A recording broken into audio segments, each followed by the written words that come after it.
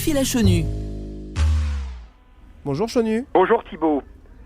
Alors Vous m'avez l'occasion, vous avez parlé du 75e anniversaire, l'occasion est belle pour moi d'utiliser cette métaphore. Alors le général Macron était depuis quelques mois bloqué sur une plage essuyant le tir groupé des Gilets jaunes.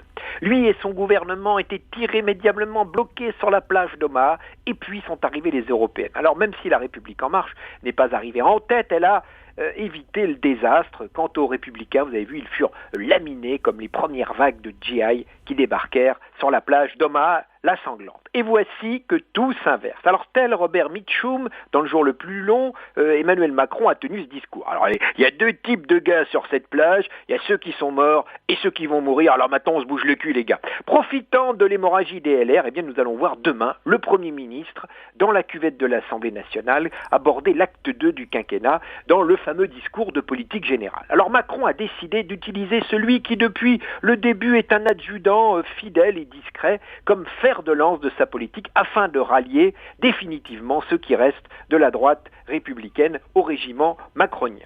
Mais aujourd'hui, le grand enjeu, et ce fut l'enseignement de ces européennes, c'est la bataille de l'écologie. La troisième guerre mondiale est déclarée contre le réchauffement climatique, les pollutions de toutes sortes, la malbouffe, j'en passe et des meilleurs. Bref, il faut sauver le soldat Terre et il faudra beaucoup de jours le plus long pour remporter cette victoire contre nous-mêmes et nos pires excès.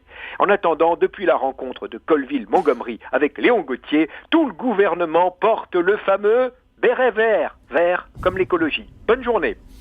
Merci Chenu et à demain. Nous serons encore d'ailleurs en direct de l'Armada de Rouen demain.